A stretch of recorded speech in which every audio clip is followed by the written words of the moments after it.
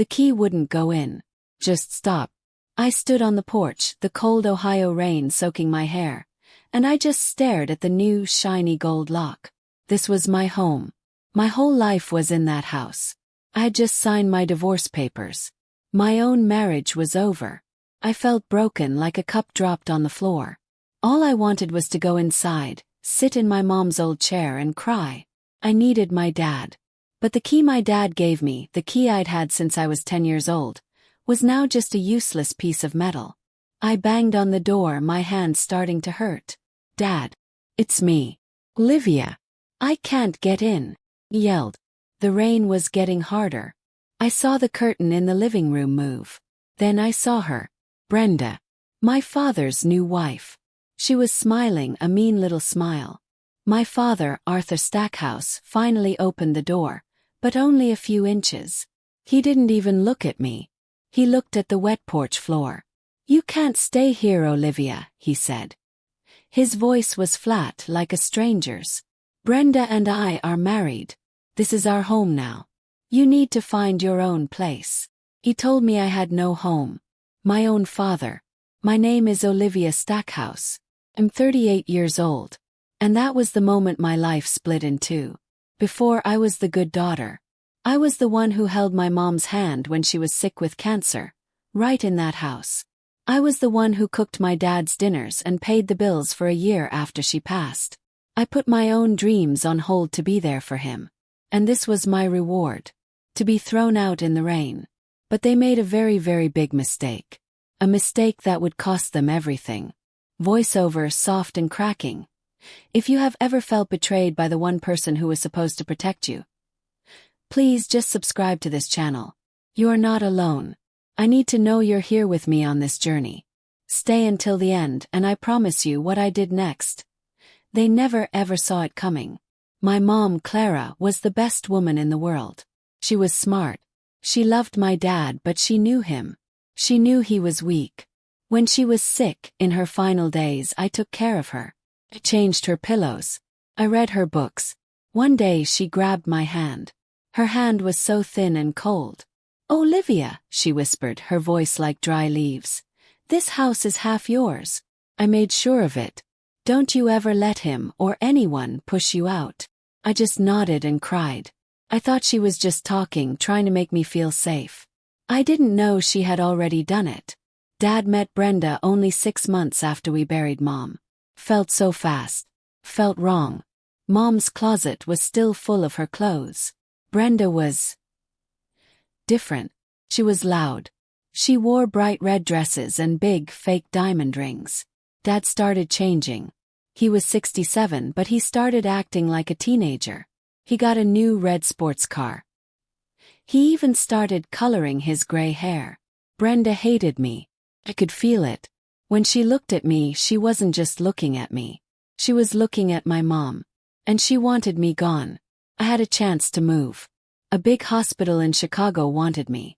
I'm a physical therapist. I help people learn to walk again after they get hurt. It was a great job.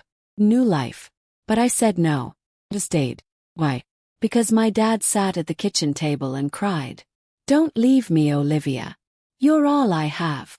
So I stayed. I paid for the groceries. Paid the light bill. I fixed the porch step. I gave up my new life to take care of his. And he just threw me away like a piece of trash. As I stood in the rain, my sadness turned into something else. Felt hot. I was angry. Really angry. I knew why this was happening. Brenda. She hated this house. She called it old and dusty. She wanted a brand new condo in Florida. A place with a pool and no memories. This house, the one my grandfather built, the one my mom painted, the garden my mom loved. It was just money to her. And my dad was going to sell it. He was going to give away all our memories for this new woman. I didn't knock again. I didn't beg. I just turned around and walked back to my little car. I sat inside, my clothes dripping water, and just watched the house. My house. Felt so alone. I wonder, where are you watching this story from right now? Are you in Texas? In New York? In a small town in Alabama? Please tell me in the comments where you are from. It would make me feel less alone to know who is listening. And I pray that you and your family are safe and loved. I pray you never feel this kind of coldness from your own blood. I put my car in drive. But I wasn't going to a motel. I wasn't going to cry at a friend's house. I turned the car around and drove straight back to my lawyer's office. The one I had just left. My divorce lawyer, Mrs. Gable, looked surprised to see me. I walked back in, dripping water on her clean floor. I have another problem, I said. And then I remembered my mom's weak voice. This house is half yours. My lawyer looked at the papers my mom left me. Her eyes got wide. She looked up from her desk and she smiled. Big scary smile. Olivia, she said, your father didn't just lock you out of your home. He just locked himself in with you. Voiceover strong and clear.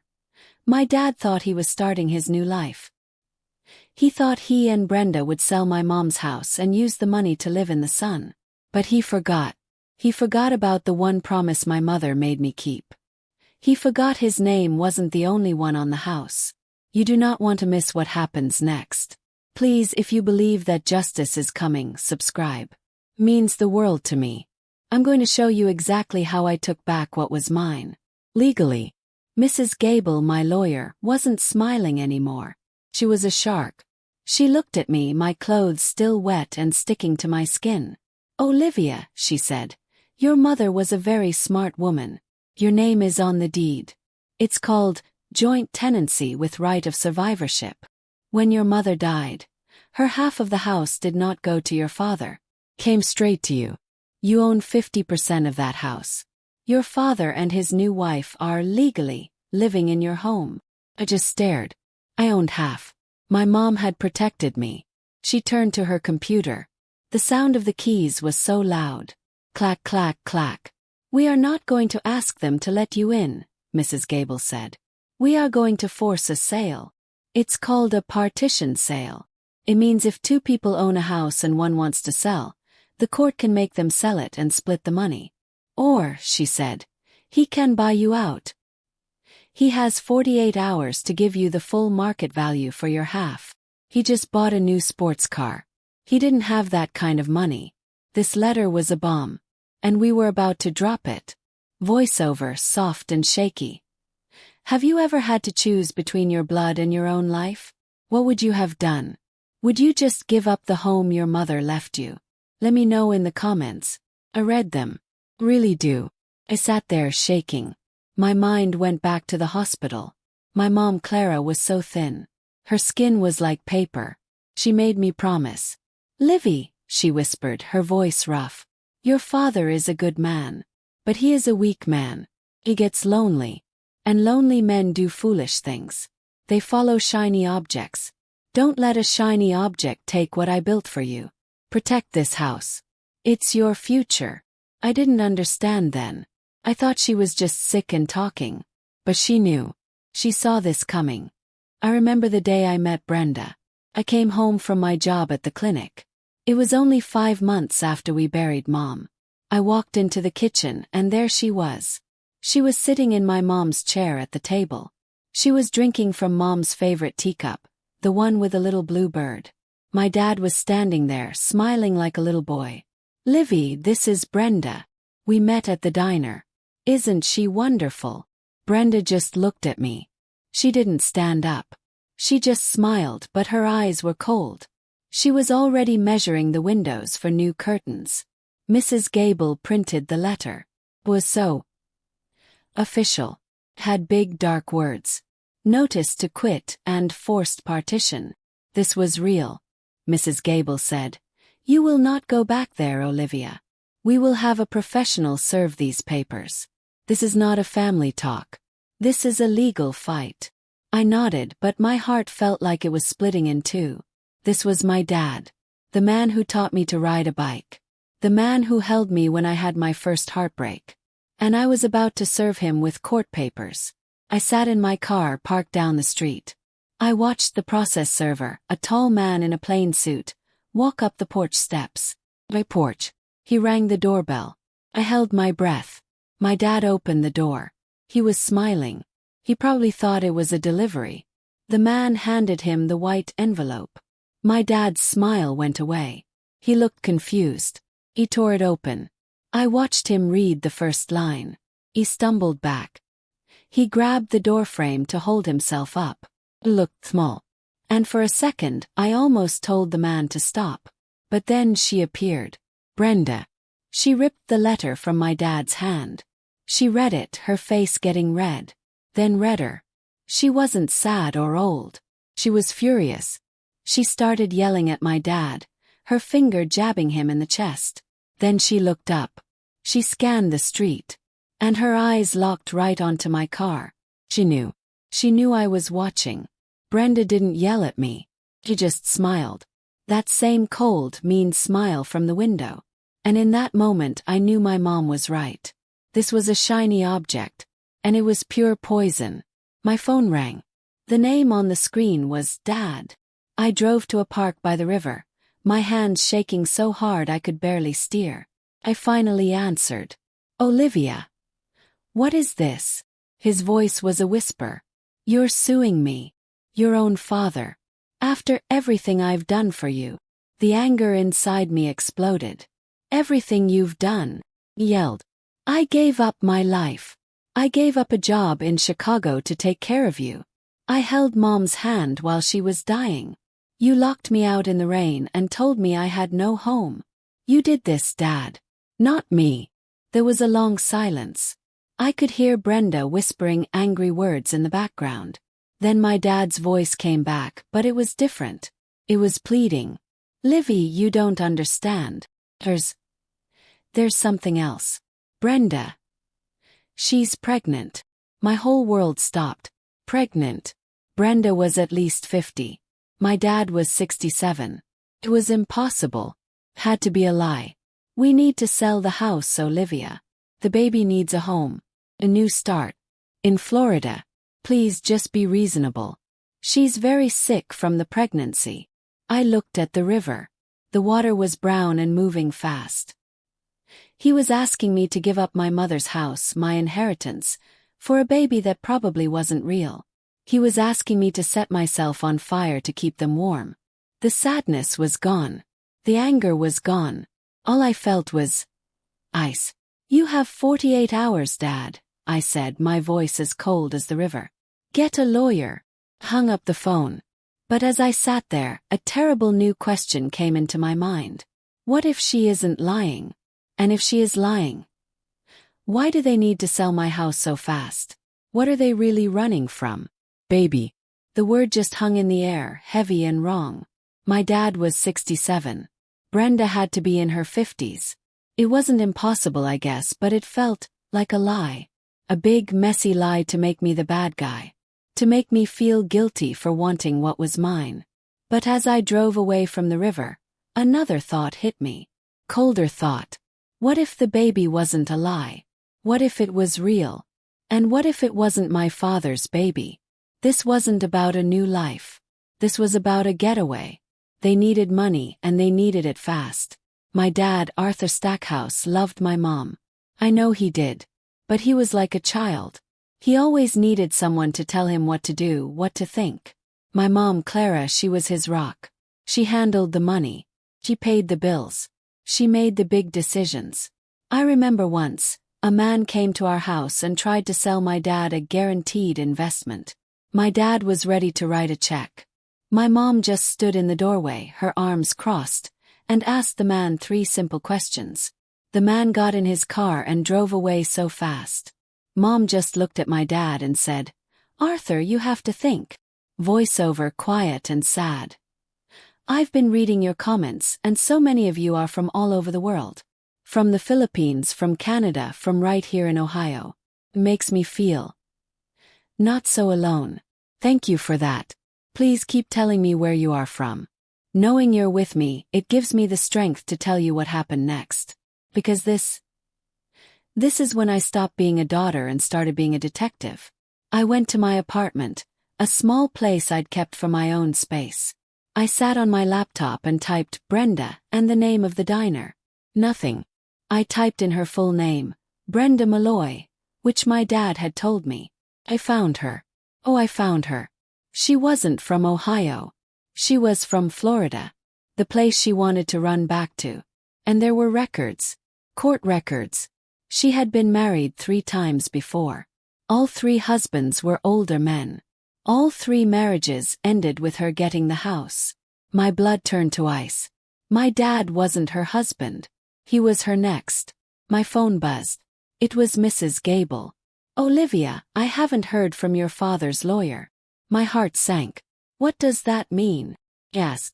It means they're ignoring us," she said. "It means they think you will back down.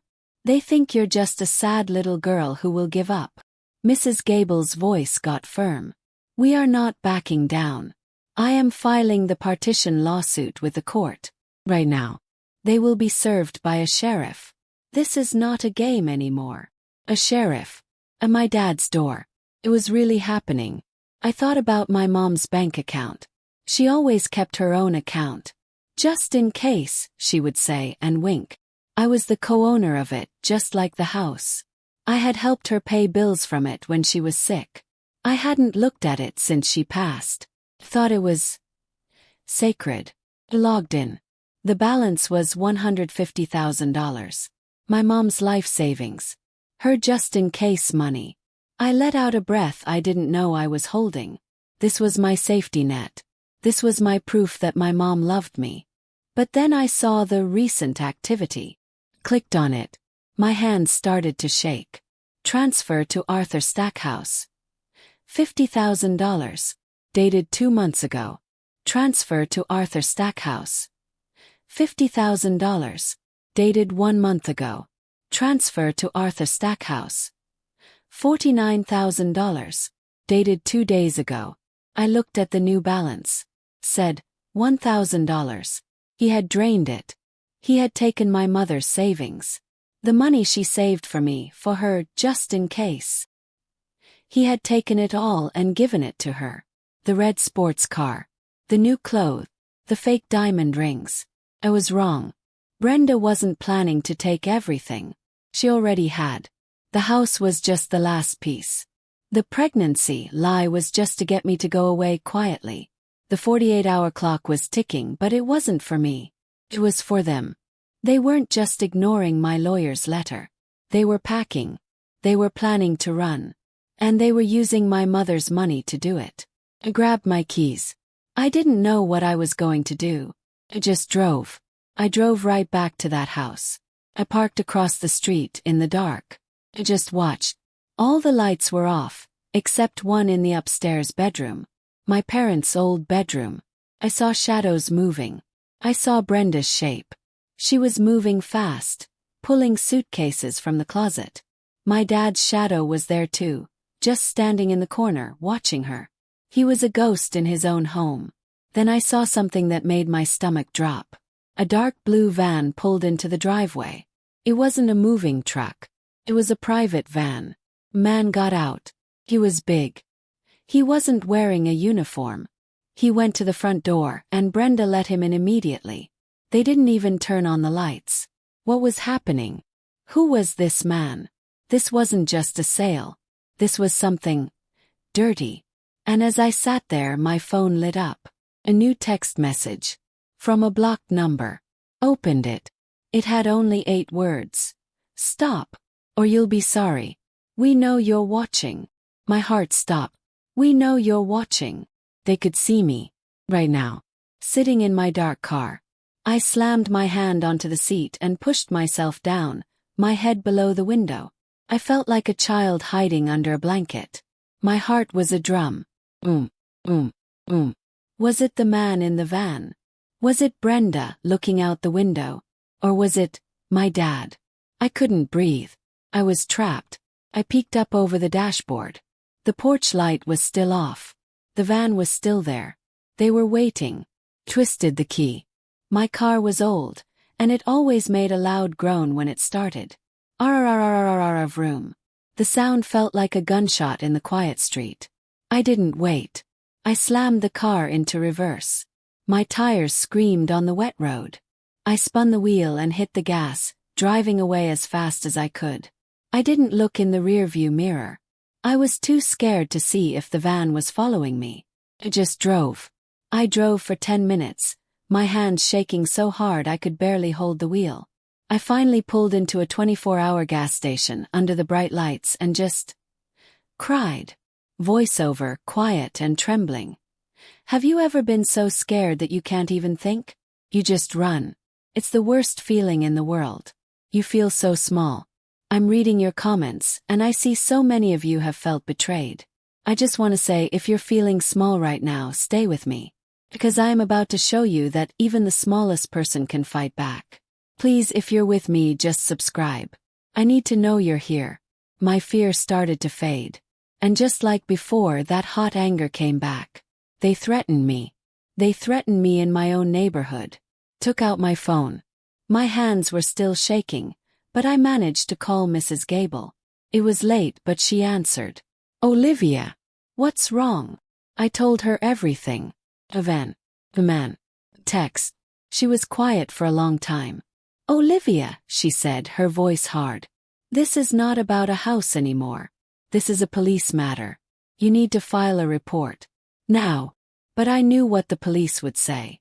Ma'am, it's a text. We can't do anything. I needed more. I needed something real. Mrs. Gable, I said, my voice low. I found something else. The money. My mom's money. I told her about the $150,000. I told her how my dad drained the account. How he took every penny my mom had saved. Mrs. Gable gasped. He what? Olivia, you are the co-owner of that account. He didn't just take that money. He stole it. From you. Suddenly everything made sense. The baby lie. The rush to sell the house. They're broke, aren't they? Said. They spent all $150,000. And now they're in trouble. Mrs. Gable's voice was grim. They are in trouble, Olivia. That man in the van. I don't think he was a friend. I think he was there to collect. Brenda isn't just a gold digger. She's desperate. This changed everything. My dad wasn't just being mean. He was being stupid. And he was being used. He was in danger. The next morning I was at the bank when it opened. I was still wearing the same clothes from yesterday. I must have looked crazy. I sat down with the bank manager, a kind woman named Mrs. Pine. I showed her my ID. I showed her my name on the account. I need to report a theft, I said. I showed her the transfers. I asked her, where did the money go? I need to know. She looked at the screen, her face full of pity. Ma'am, she said softly. The money was wired. To an account. In the Cayman Islands. My blood ran cold. The Cayman Islands. That was not for a baby. That was not for a car. That was hiding money. That was gone. Mrs. Pine saw the look on my face. I'm sorry, she said. Because your father is also on the account, it's not theft in the bank's eyes. It's a civil matter. I can't give you the full details of the other account without a court order. I was at a dead end. Had no proof. Just a threat. Just a missing bank account. I walked out of the bank, defeated. I sat in my car in the parking lot. Felt so stupid. Had nothing. I was fighting a ghost. My phone buzzed. Another text. My heart jumped. I was afraid to look. It was another blocked number. I slowly opened it. It wasn't words. It was a picture. It was a picture of my dad. He was sitting in a hospital room, in one of those paper gowns. He looked thin. He looked gray. And he looked terrified. His eyes were looking at the person taking the picture. My phone buzzed again. A second text from the same blocked number. It was just one sentence. Your dad has cancer. He has 6 months. She is taking everything before he dies. Meet me. I'm the nurse. I can help you stop her. I stared at the phone. Was this real? A nurse. Cancer. Was this a trick? Was Brenda making him sick? Or was this my dad's last chance? The text ended with an address. Coffee shop. In 1 hour. Come alone, it said. Cancer. The word hung in my car like smoke. My dad. I looked at the photo again. His eyes. They were screaming. I'm a therapist, I've seen that look before. It was pure fear. This was real. This wasn't a trick by Brenda. This was something else. An address. Coffee shop. Come alone. Could be a trap. The man in the van could be waiting for me. Brenda could be there, ready to laugh in my face. But what if it wasn't? What if this was my only chance to save him? Had 1 hour. Put the car in drive. I got to the coffee shop 20 minutes early. It was called The Daily Grind. It was small with only a few tables. I sat in the very back corner where I could see the door. My back was against the wall. Every time the bell on the door jingled, my heart jumped into my throat. A man in a suit. College girl. An old woman. None of them looked at me. I ordered a black coffee I didn't want. My hands were shaking so hard I almost spilled it. Was I a fool? Was no one coming? Was this just a sick game to hurt me more? Then she walked in. She wasn't what I expected. She wasn't in a nurse's uniform. She was a young woman, maybe 25. She looked so tired. She had dark circles under her eyes, and she was twisting a paper napkin in her hands. She looked just as scared as I was. She scanned the room, her eyes wide. Eyes met. She knew it was me. She walked over, her steps quick and quiet, and slid into the booth across from me. She didn't say hello. She just put her phone on the table. "My name is Sarah," she whispered. "I was your mother's nurse." My mother's nurse. My mind spun. You took care of my mom. Clara. Sarah nodded, her eyes filling with tears. "Yes, I loved your mom. She was so kind to me. She used to talk about you all the time. She called you her rock." I could feel my own tears coming. This was real. "Why are you here?" I whispered. "My dad." "Is he really?" Sarah nodded again, her face hard. "Pancreatic cancer. Stage 4. It's very fast. He doesn't have 6 months, Olivia. Has maybe 2. He's not in the hospital. Brenda brings him in for private treatments. She's paying cash. She doesn't want a record of it." "Why?" I whispered. "Why hide it? If he's sick, he should be in a hospital." Sarah leaned in closer, and her voice was full of anger. "Because she's not saving him, Olivia. She's managing his death. She found out 2 months ago. The same week he drained your mother's bank account. It all clicked. The money. The Cayman Islands. It wasn't for a baby. It was for this. She's paying for his treatments." I asked, confused. Sarah shook her head. "No, she's paying my boss. Private, holistic doctor." Quack. The man in the van. Voiceover, cold and angry. "Have you ever trusted someone who turned out to be a monster? I'm reading your comments. See you. I see your pain. Thank you for sharing your stories. It makes me feel stronger. We are not alone in this." "The man in the van," he said. "He was at the house last night." Sarah's eyes got wide with fear. "Dr. Vale. He's not a real doctor. He sells fake hope. He promises miracle cures for thousands of dollars. Brenda is paying him all your mother's money to keep Arthur alive, with vitamins and light therapy. It's all a scam, Olivia. Your father is in pain. He's confused. He's dying. And she's not letting him go to a real hospital because she needs him alive, but just barely." "But why?" I was so confused. If she has the money, why not just run? Why stay? Sarah took a deep, shaky breath. "The money is gone. Vale took it all. $150,000. Now they're broke. And that's why she needs the house. She needs to sell it now before your father dies.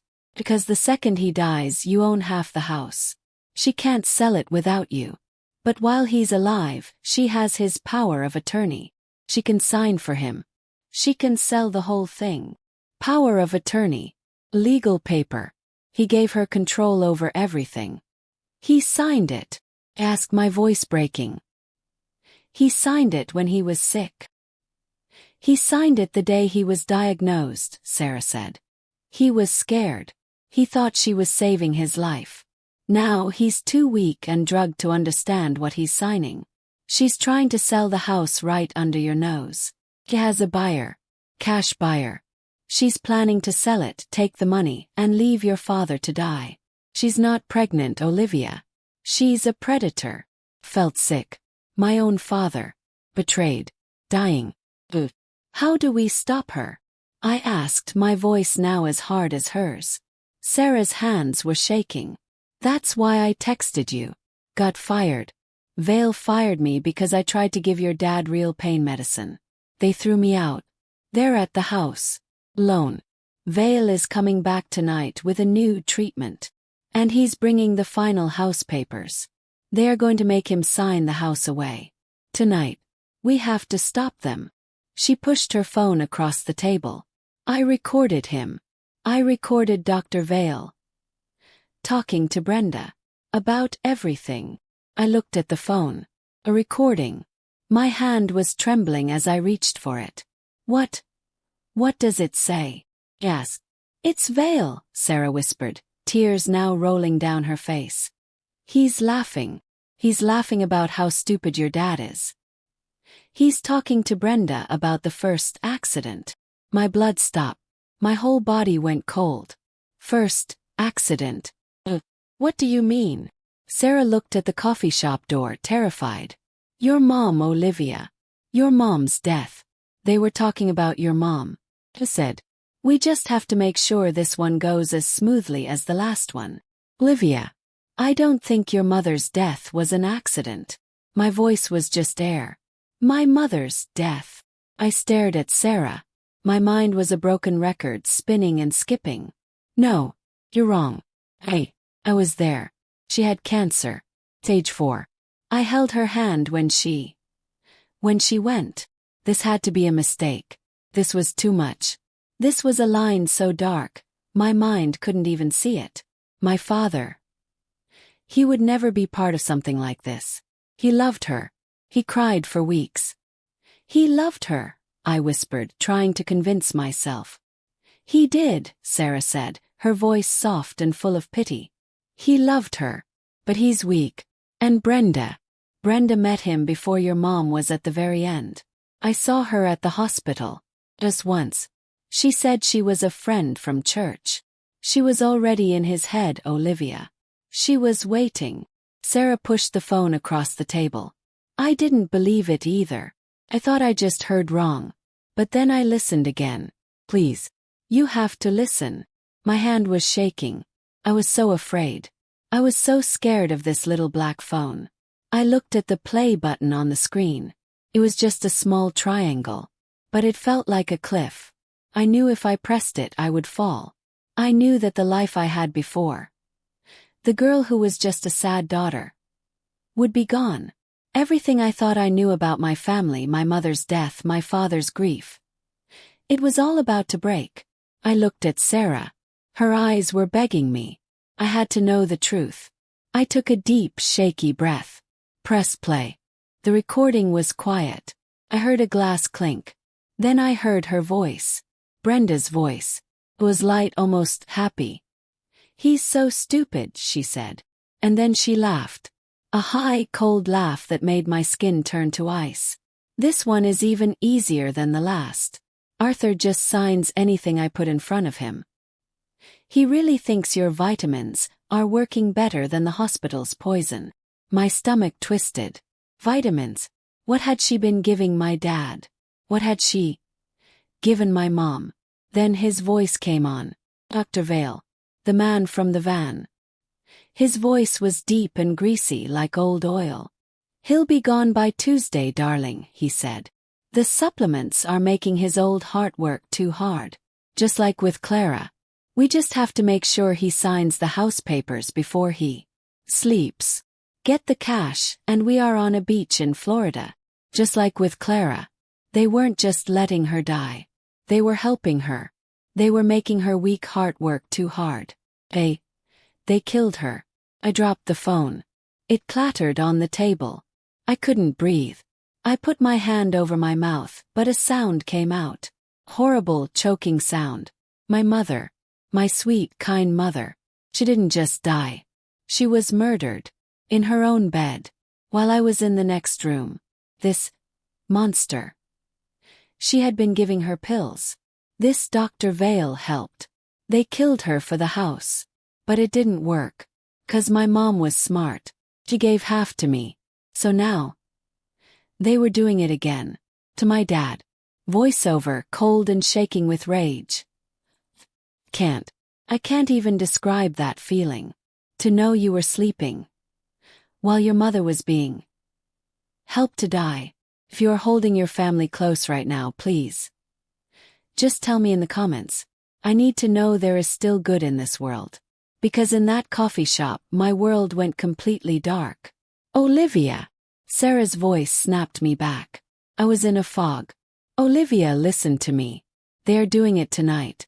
Cash buyer. They are meeting him at the house. In a few hours. They are going to make your dad sign the house over. Then. Vale said he'll be asleep by Tuesday. They are going to kill your father, Olivia. Tonight. Just like they killed your mom. My tears stopped. They just dried up. The sadness was gone. The ice was back. It was so cold it burned. No, I said. They are not. I grabbed my phone. We have to call the police. Sarah put her hand on mine. No, not yet. Think. It's a recording. They'll say I'm a crazy, fired nurse. They'll say it's fake. And in the time it takes the police to get a warrant, your dad will be gone. And so will they. We have to catch them in the act. She was right. A bad recording was not enough.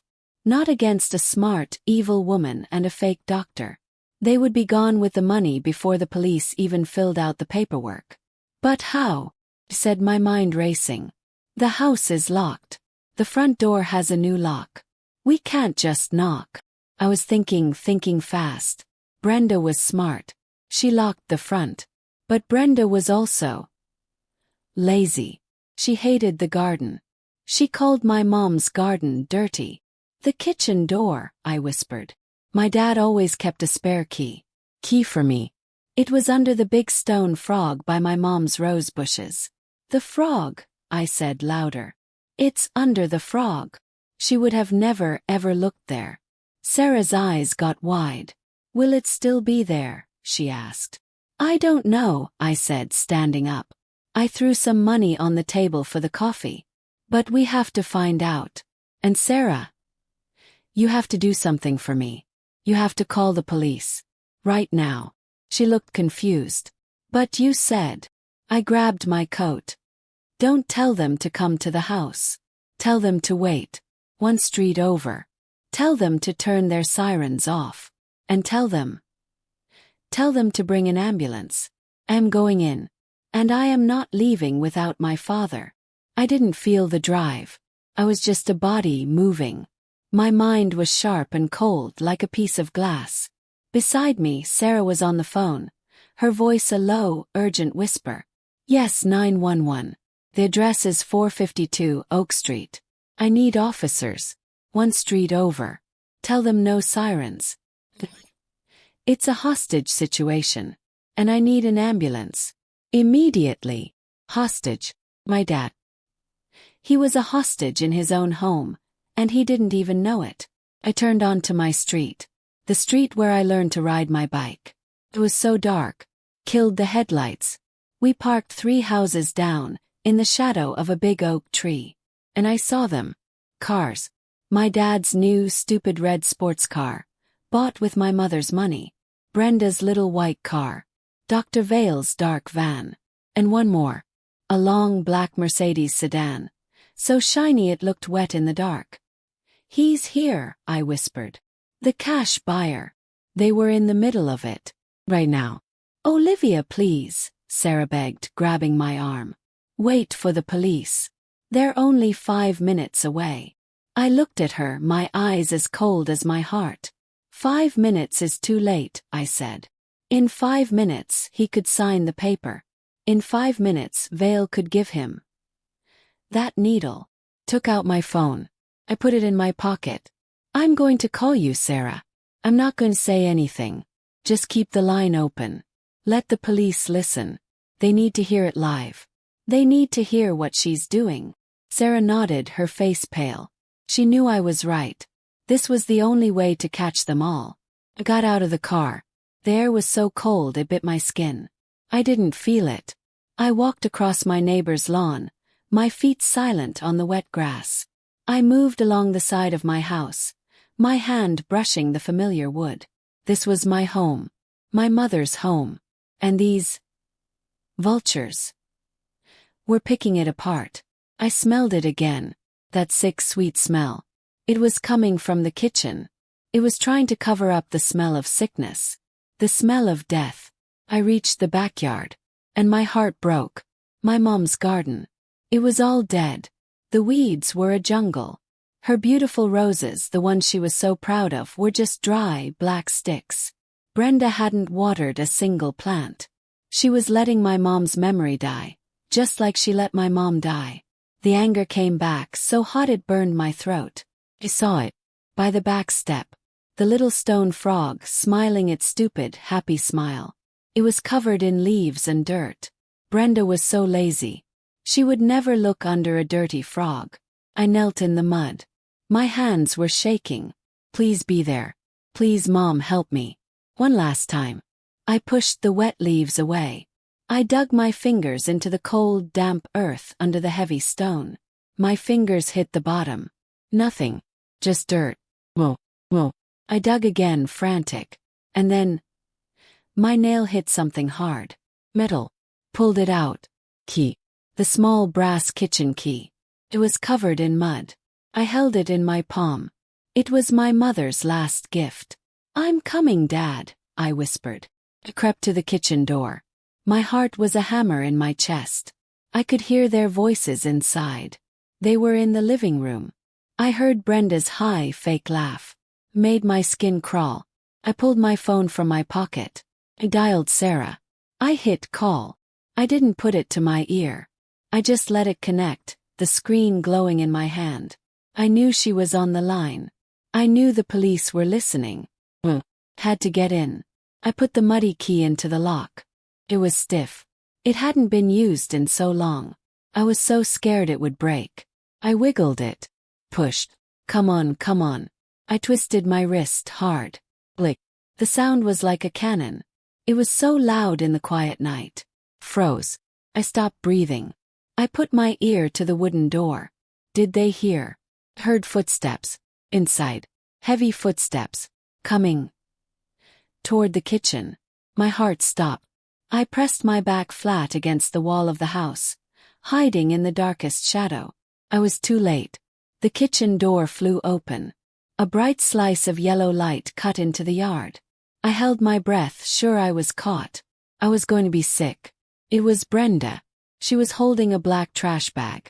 She was wearing a red silk robe like a queen. She looked annoyed. This place stinks, she said to herself. She tied the bag and threw it onto the porch, just 5 feet from where I was hiding. She didn't look left. She didn't look right. She just turned, went back inside and slammed the door. She didn't even lock it. Waited. 10 seconds. 20. My heart was beating again, so fast it hurt. I didn't need the key. She left it unlocked. I slowly pushed the door open. Creak. I slipped inside. I was in my own kitchen. It was dark. The bad smell was so strong here. Like old food and that sick, sweet medicine. I took my shoes off, my socks silent on the cold floor. I walked down the hall. The hall where my school pictures used to hang. They were gone. Replaced by a big, tacky painting of a beach. I crept to the edge of the living room. I peeked around the corner. And I saw him. My father. He was in a wheelchair. He was just a skeleton in pajamas. He looked gray. And Dr. Vale was standing right over him, holding a needle. I stood in the shadow of the hallway, my body frozen. My phone was warm in my pocket, the line wide open. The police were listening to every sound. I watched Dr. Vale, the man from the van. He held the needle up, tapping the side with his finger. "This will just relax you, Arthur," he said. His voice was smooth like oil. "It will make all that nasty pain just float away." My poor dad, was so thin he looked like a bird. He just nodded, his eyes cloudy and dull. He didn't know. He was a lamb, and the wolves were all around him, showing their teeth. Just get it done, Vale, Brenda snapped. She was standing by the fireplace, her red robe pulled tight. She was tapping her long, fake nail on the mantel. My mom's mantel. Mr. Thorne has a plane to catch. The man in the black suit, Mr. Thorne, looked at his expensive watch. He was the cash buyer. He looked clean, like he didn't belong in this dirty room. The papers are all here, Brenda, he said, his voice deep.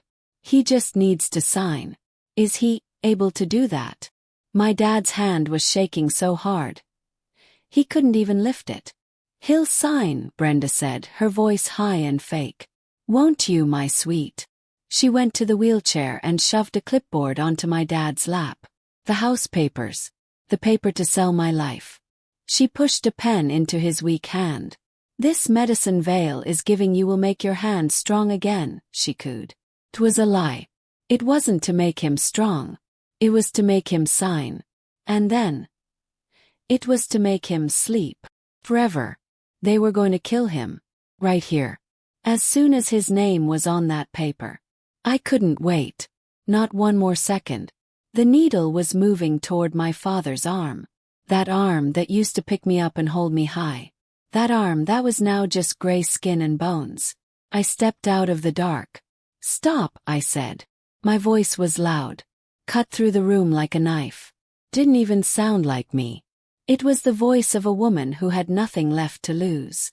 It was the voice of my mother's daughter. Everyone froze. Dr. Vale's hand stopped. The needle just 1 inch from my father's skin. Mr. Thorne, the buyer, stood up so fast his chair almost fell over. And Brenda. Her face. It was better than any movie. Her mouth fell open. Her eyes looked like they were going to pop out of her head. She looked like she had seen a ghost. Olivia! She shrieked. What are you doing here? This is my house. I am calling the police. She was trying to sound angry. But I could see her hands shaking. I didn't look at her. I only looked at my dad. His head turned. His eyes were foggy, like he was trying to see me through a thick cloud. Livy, he whispered. His voice was like a dry leaf blowing on the floor. Livy. Is that you? What's happening? He looked so confused. He looked at me, then at Brenda, then at the needle. Brenda, honey, Livy is here. A small, weak tear ran down his gray cheek. She's not well, Arthur. Brenda hissed, finding her voice. She's obsessed. She's been stalking us. Get her out of here. Voiceover, cold and angry. What would you have done if you saw the person who was supposed to be your protector so weak, so broken? Would you have broken down? Or would you have become the protector? Dr. Vale put the needle down on a small table. He was smart, this one. He knew the game was changing. Ma'am, he said, trying to sound like a real doctor. This is a private medical visit. You are trespassing. You need to leave. I took a step closer. My hand was in my pocket, holding the phone. Are you a doctor? Yes. Are you a real doctor? Or are you the same doctor who gave supplements to my mother? Vale's face went white. He knew. He knew that I knew. Brenda laughed. High, ugly sound. She's lost her mind. My God. Arthur, she's trying to ruin our new life. She's just angry about the house. She's lying. Am I? Said. I pulled my other phone out of my coat. Sarah's phone. I held it up high. I have the recording, Brenda. Have you and Vale? I have you talking about the first accident. I have you talking about Clara. I have you talking about murdering my mother. Brenda's face. It just collapsed. The mask was gone. The monster was there. She was caught. Mr. Thorne, the buyer, snapped his briefcase shut. I believe I am in the wrong place, he said. He was smart. He turned to walk to the door. No, Brenda screamed. You're not going anywhere. She lunged, but not at me. She lunged at my father. She grabbed the clipboard and slammed it down. "You sign this paper, Arthur. You sign it now." She was a cornered rat. She was desperate. At the same time, Dr. Vale lunged at me.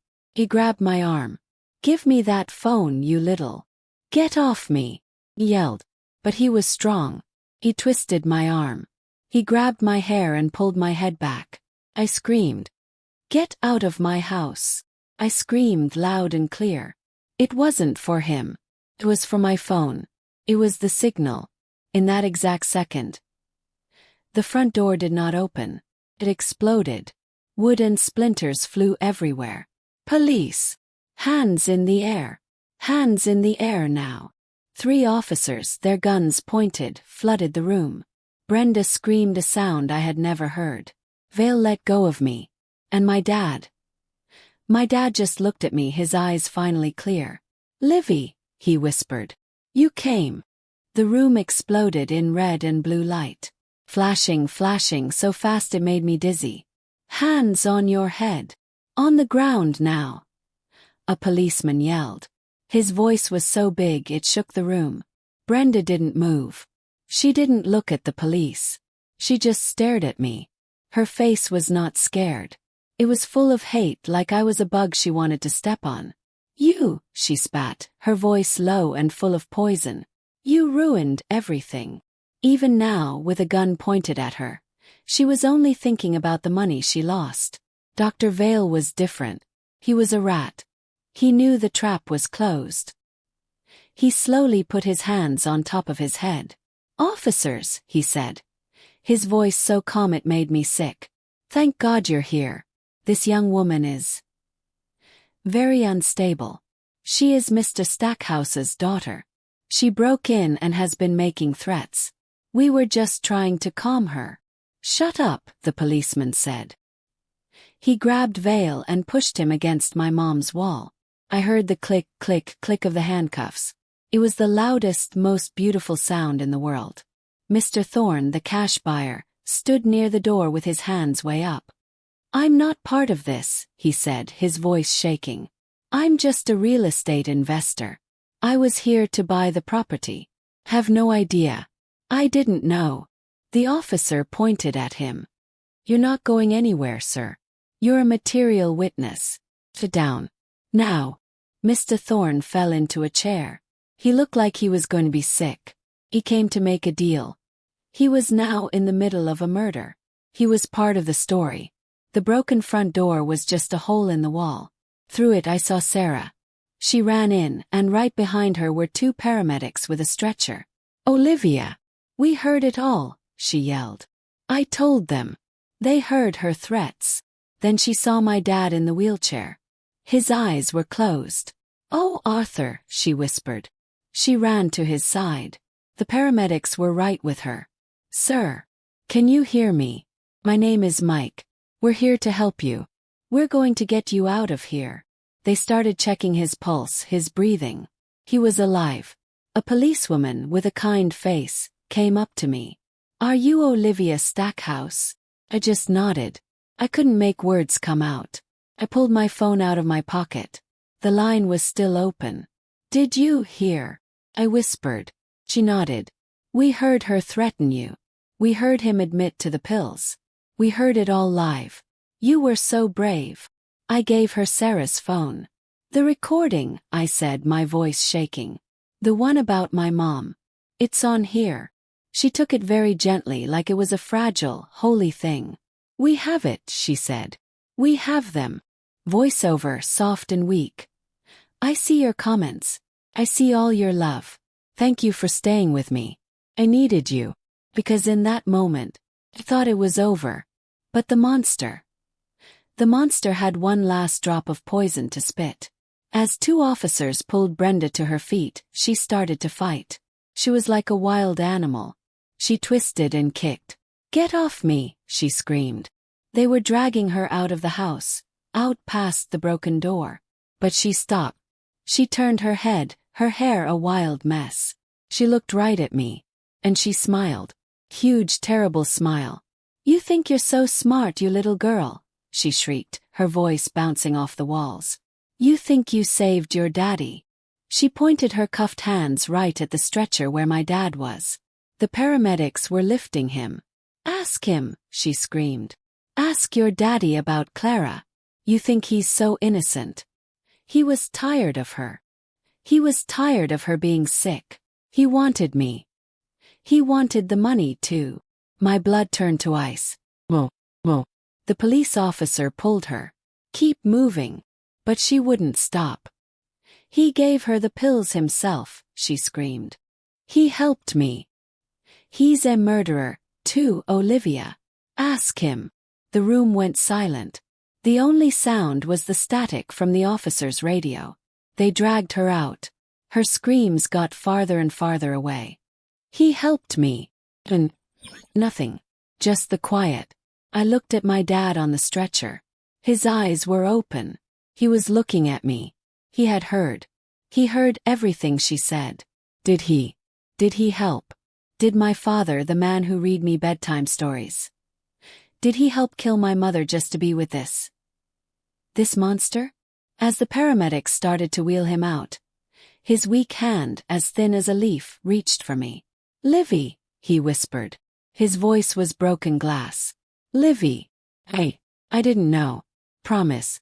I didn't know what she was. What she was doing. Tears were rolling down his gray face. I was just so lonely and so scared. Sorry. I'm so sorry, baby. He was crying, a deep, terrible sound from a man with no life left. They wheeled him past me. I didn't move. I didn't reach for his hand. I just stood there. He said he didn't know. But did he choose not to know? Was he a victim? Or was he a fool? Or was he a liar? I was alone. In the middle of my living room. It was a crime scene. I had the house. But my mom was gone. My dad was a broken stranger. And Brenda's last, poisoned words were still in the air. He helped me. I didn't know what was true. And I knew as I stood there. I still had one more fight left. The house was safe. But they stole $150,000. And I was going to get it back. The police cars left. The ambulance was gone. The flashing red and blue lights were just dots in the distance. The street was quiet. I was alone in my house. My home. The front door was a giant, broken hole with pieces of wood on the floor. It was cold. I walked through the rooms. The living room was a mess from the fight. The kitchen still had that sick, sweet smell. This house was a crime scene. But it was my crime scene. It was my house. My mom's house. I owned half. My dad, Arthur, lived for one more week. I sat by his bed in the hospital. He was very small in the big white bed. The machines beeped soft and sad. He couldn't talk much. But he did talk. Brenda was right about one thing. He knew. He told me, his voice just a dry whisper. He didn't give my mom the pills. But he saw Brenda do it. He saw his wife get weaker every time Brenda gave her vitamins. And he did nothing. He said nothing. He was a coward. He was so scared of being alone. He let a monster into his house. He cried. He said he was sorry. He said, I loved her, Livy. I was weak. I held his hand. It was cold like my mom's was. I didn't say, I forgive you. I couldn't. How do you forgive that? I just said, I know, Dad. And then, he was gone. He was gone and I was all alone. He left his half of the house to me. He had nothing else to give. The $150,000 was gone forever, lost in the Cayman Islands. It was the price of my dad's weakness. The trial was 6 months later. It was fast. Sarah's testimony was powerful. The recording from her phone where they talked about my mom. It was all the jury needed to hear. Dr. Vale, the fake doctor, tried to lie. But the police found his records. He had done this before. Brenda. She just sat there, her face hard and cold. She didn't even cry. They were both found guilty. Murder. Conspiracy. Fraud. The judge looked at them, his face like stone. He gave them both life in prison. They will never get out. So I had the house. All of it. But it was dark. It was full of bad memories. It was full of ghosts. My friends told me to sell it. Sell it, Olivia. Get away from here. Start a new life. Thought about it. I stood on the porch where I was locked out and I looked at the street. I could sell it, take the money and run. Then, I thought about my mom. I thought about her whispering, "Protect this house. It's your future." She didn't mean the money. She meant me. I did not sell. I stayed. I got a big empty trash bin. I threw everything out. I threw out Brenda's ugly red clothes. I threw out the tacky beach painting. I tore down the bad curtains. I threw out the bed my father and that monster slept in. I threw out every last thing that was theirs. I opened all the windows. I let the wind and the sun come in. I scrubbed the floors until my hands were red. I painted the walls a bright, clean white. Then I went to the garden. It was all dead. Just black sticks and weeds. Got a shovel. I dug it all up. All of it. The dead roots. The old bad dirt. I dug until I was sweating and crying. I was digging up all the sadness. All the poison. Then, planted new things. I planted new roses, bright yellow ones. Planted daisies. I planted a small tree, a tree that would grow strong. I brought my mom's garden back to life. My story is not about revenge. Not really. My story is about healing. Today I am still in that house. I had the broken front door replaced with a big, strong new one. It's painted my mom's favorite color, blue. Have a new key. A key that I made. I didn't just take back my half of the house. Took back my life. My mom's old living room, the place where all the bad things happened. It's not a living room anymore. It's my new office. I open my own business. Stackhouse Physical Therapy. I help people learn to walk again. I help people heal. Voiceover soft and strong. Her voice is finally happy. Thank you. Thank you for listening to my story. Thank you for being here with me. If my story touched you, if you have ever felt like you lost everything and had to fight to get it back, please like this video. Subscribe to this channel. Share this with one person. Just one person. Who you think needs to feel strong again. You are not alone. You can rebuild. You can take the ugliest, most broken thing in your life. And you can turn it into something beautiful. You just need to find your key.